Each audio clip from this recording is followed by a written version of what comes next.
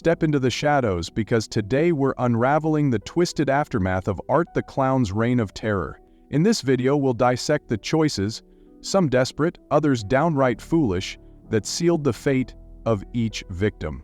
From overlooked red flags to fatal hesitations, every decision mattered, and every mistake brought them one step closer to the inevitable. We're not here to sugarcoat it. When you face a predator like Art, survival depends on instincts, smarts, and sometimes pure luck. For most, that luck ran out long before the end credits rolled. Each character's death will be measured, analyzed, and scored on the death meter. How much of their demise was their own fault, and how much was just the unstoppable force of chaos that is Art the Clown? This isn't just a breakdown, it's a post-mortem. So turn down the lights, brace yourself, and remember, in Art's world, no one's safe, and every decision is a gamble you probably won't win. Let's begin. Tara's journey started with a gut feeling. She knew something was off about Art, points for that. But knowing and acting are two different things. And unfortunately, Tara chose the classic horror movie route, ignoring the creepy vibes and leaving the pizza place. Staying probably wouldn't have guaranteed safety, but walking into the night sealed her fate. The flat tire was a bad omen if there ever was one, but splitting up to find a bathroom in an abandoned warehouse? That's not just poor judgment, that's textbook how to die in a horror movie. Just pee in the street. No one's going to judge you when there's a killer clown on the loose, and if you absolutely must go inside, bring your friend. Safety in numbers, people. Then came the "what's that creepy noise" moment. Instead of heading straight back to Dawn, Tara decided to investigate. Crazy Cat Lady's interruption may have slowed her down, but Art had all the time in the world to block her exit anyway. Tara had chances to fight back. She stabbed Art, but not finishing the job cost her dearly. And let's not forget the 2x4 moment. Instead of landing a final blow, she kept screaming at him to get up, practically begging for disaster.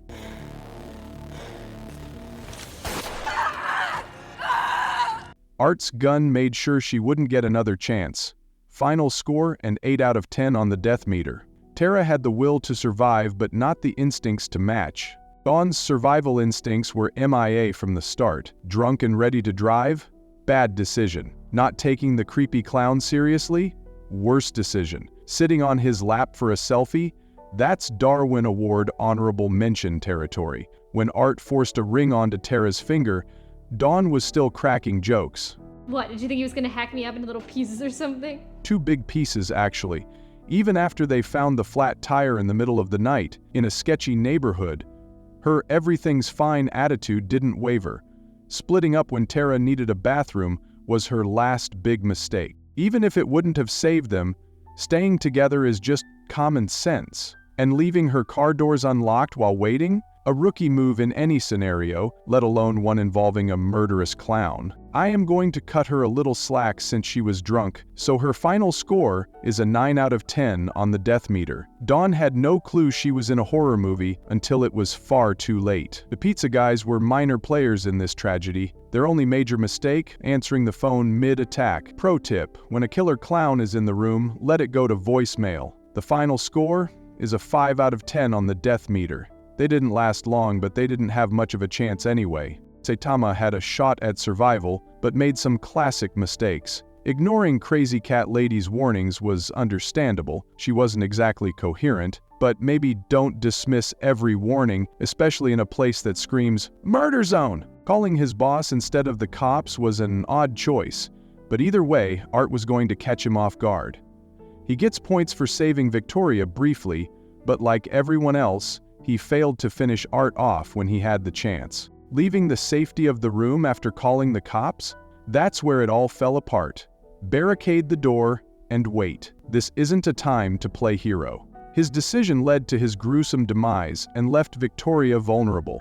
For this, he gets a final score of 9 out of 10 on the death meter. A valiant effort, undone by poor decisions. Saitama's boss had one big scene, following bloody footprints to a creepy doll. It's the kind of move that screams, "Don't do this," but he did it anyway. Art didn't give him much time to regret it. Final score, 7 out of 10 on the death meter. He basically just followed a gingerbread trail to his death. Crazy Cat Lady actually tried to get help, which is more than you can say for most people in this movie. Her fatal flaw was believing Art had her child. It's heartbreaking, really, but also her undoing. I am gonna cut her some slack for being a little crazy, so she gets a final score of 5 out of 10 on the death meter. She was doomed by her own delusions. Victoria's survival instincts started off shaky. When she first arrived, she stuck to texting instead of just calling Dawn. A quick phone call might have clued her in that something wasn't right. Then, when she found Dawn in her grisly state, her phone was still in her hand,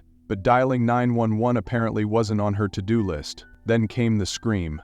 Thinking it was her sister, she ran straight toward it. Understandable, but still a bad call. And somewhere along the way, her phone just vanished. It's never shown how or when, but suddenly it's gone, like a magician waved it away. Victoria's hiding skills didn't do her any favors either. When Art found her but got distracted by Saitama's boss, she stayed put far too long, wasting precious time. And when she finally found her sister, instead of springing into action, she sat down and cried. It's an emotional moment, sure, but with a murderous clown on the loose, there's no time for tears. Baldi Ex Machina saved her temporarily, but she didn't use that second chance wisely. She could have pushed for staying barricaded, but she let Saitama take the lead, and we know how that turned out. Running into another building and backing herself into a corner sealed her fate. Despite her questionable decisions, she wasn't quite as bad as Terra and Dawn in the decision-making department. So she gets a final score of 7 out of 10 on the death meter. She fought hard, but smart?